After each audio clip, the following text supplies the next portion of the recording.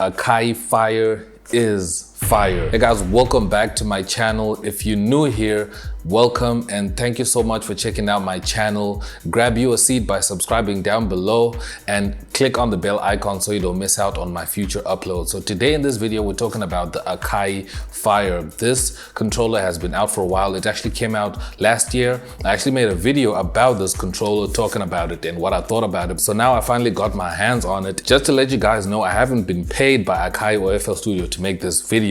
I had this sent to me so I can try it out, so I can give you guys my thoughts on it and whether or not you should buy this and what I think about this controller, because when it came out, there had a lot of people commenting about it and they had a lot of mixed reviews, people saying different things about this controller. But personally, I was really excited about this controller because FL Studio has never had a dedicated controller just for the software on its own. So having this software coming out with a collaboration of FL Studio or Image Line and Akai was really something exciting, because you have programs like Ableton. They have the Ableton Push made by Ableton, and that controller is amazing. It does wonders when you're using it with Ableton. So now getting a controller that is dedicated to FL Studio really changes everything in terms of workflow when you're working with FL Studio. That is exactly what happened to me when I started using this. I've been using it for weeks now and it totally changes everything.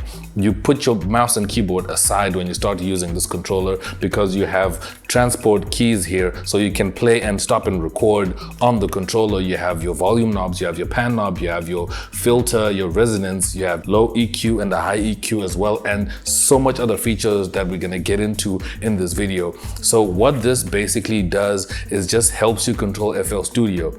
Now, when you're comparing this to MIDI controllers like MIDI keyboards and stuff like that, I think this is where people find the problem with this controller, because they were expecting this controller to come out maybe looking like a keyboard, not necessarily as a controller. But though you can use this as a keyboard, you can actually put it in key mode. Like if you see here, you have some buttons here where you can actually choose and select what mode you want these pads to work as. You have a step sequencer mode, you have a note mode, you have drum mode and performance mode as well. So if you want to play notes, you can play notes using this grid here. And if you want to use it as steps, because it actually looks like, you know, the step sequencer in FL Studio. So all you just have to do is press in your steps and then you use it. You don't even have to use your mouse. You can even browse for sounds using this and just click here on browse, and then you start scrolling, browsing, and then you send to your track. So the workflow with this is amazing. I would actually recommend you to buy this before you actually buy a MIDI controller. I know you can get a cheap MIDI controller, so you'd rather get a cheap MIDI controller like the Carbon 45 that I have over here, and then you buy this. I know it goes for around 4,000 Rand, and some people feel like it's expensive for a controller like this, but then judging from the work that they put on to actually have this function in FL Studio and all the functionality that you get from this controller, I think it's actually worth it. It is fair for them to charge that amount for this controller, you know, because I know it's kind of a steep price for people that are starting out in music production. They might not have that kind of a budget. Buying this, I think, will be a good investment that you can have in the long run. And this is their first controller, so maybe they're gonna release a second version of this controller soon, and it's gonna be way better than this one. Maybe we're gonna get a bigger LCD, we're gonna get like a pitch and mod wheel as well, and all those type of stuff that are missing on this. So there's a lot that can be added and can be upgraded to this, but I think this is the first step into them making their own controller, and that is amazing. I think they did a good job. Of course, you know, not everybody will be happy with this, I understand that, but I feel like it's a good asset to have in your studio where you can actually show off and not just always have the same workflow of keyboard and mouse all the time. But using this, you can actually start making music without touching your mouse and keyboard too many times. So I know you guys want to see this controller in action. I'm going to show you right now. Let's switch to that. So since this controller is made for FL Studio, when you connect it through USB, it works automatically. You don't have to download any other drivers. So this is what it looks like when you put it on. So now you can switch from note mode to step mode to drum mode and performance mode. So here, when you come to drum mode, you can see that it has some assigned buttons for FPC.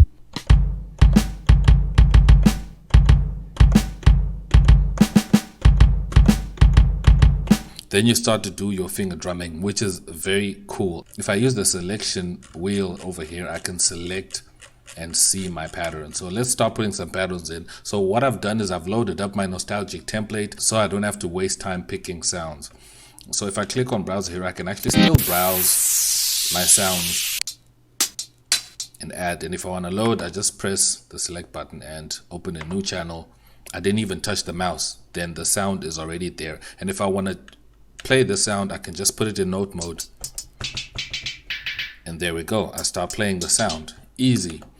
But now what we're going to do is we're going to just make something really quick. So I'm just going to put in some steps. And remember, I'm focused here in the red rectangle up here. So I'm going to do that and I'm going to press play.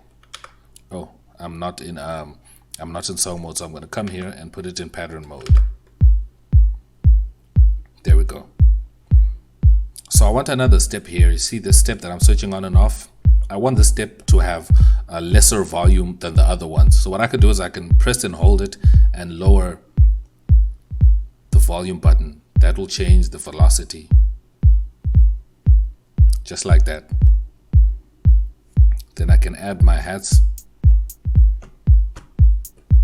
And if I want to add a lot of them, I could just do this.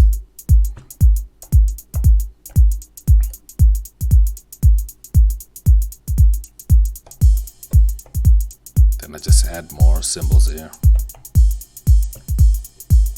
And if I want to change the volume of these symbols, I can do this.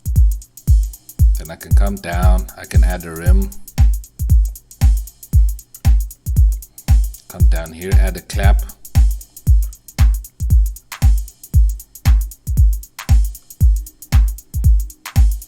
Come here, add that sound.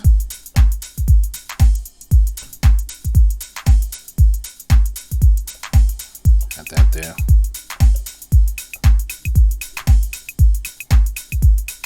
So there we go, that easy. I didn't even touch the mouse so many times. I already made a drum loop quick and easy. So now I can just load this up into a pattern and put in 4 over here. And then now what I can do is I can work on my keys and my bass line. So I'm just gonna click on pattern and then now we have a new pattern. And then I'm gonna put it into note mode. And then I can start playing notes. I can change the note style over here. I can just change it to a major, then it's only major notes, to a harmonic minor, and to melodic minor, and so forth. There's a lot of them, so I can keep it here so that I don't miss out notes. I only play the notes that I want to play. Now let's record something. Let's go back to song mode. Press record and press play.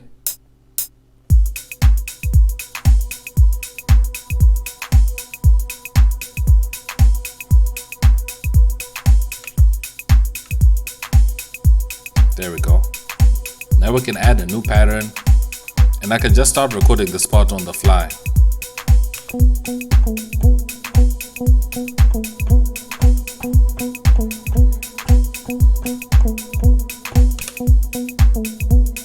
There we go.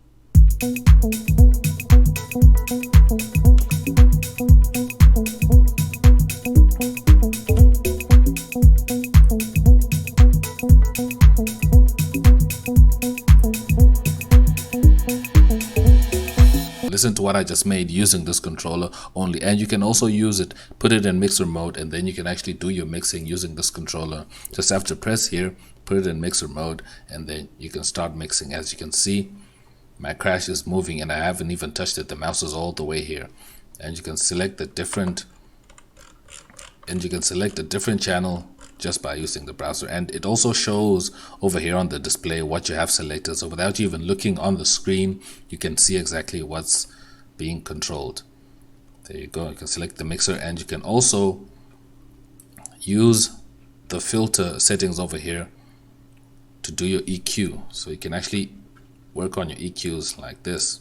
Amazing stuff. And you also have your pan over here. You can use it to pan as well. So there you have it, guys. I want to know what you guys think about this controller. Honestly, my opinion is I would recommend it to anybody so that you have it in your studio. So you can control FL Studio using this. You will look more professional and you will look much more better, because keyboards are keyboards. You just use them when you want to play piano, but we're not always playing piano. You know, you can use this with Slice X. You can play pads on this. If you would want to purchase this, let me know what are your thoughts on this controller. I want to know what you guys think, because it's not just only about my opinions only on this controller, but I want to know what you guys think as well. Let's have a conversation in the comments. So thank you guys so much for watching this video, and remember, if you're new here, subscribe. I want to thank everybody that's been supporting my channel, guys, everybody that's been purchasing stuff from my store. And I also want to thank Wale Mandla for hooking me up with some gear that I was wearing in the intro of this video, the t-shirt that I was wearing, and also the vest I had on when I did the interview with Zeno D,